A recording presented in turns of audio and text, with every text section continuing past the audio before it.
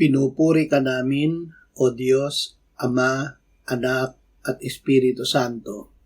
Salamat, Ama, na ibinigay mo sa amin si Jesus na iyong anak, na namatay para sa aming kasalanan, iyong muling binuhay, iniakyat at iniluklok sa iyong kanan sa langit.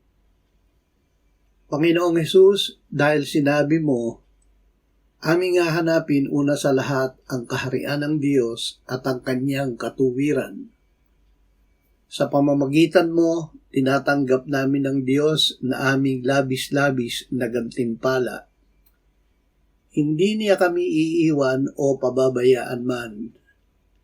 Ikaw at ang Ama ang aming mabuting pastol. Dahil ang Diyos ay kakampi namin, walang makakalaban sa amin. Amen.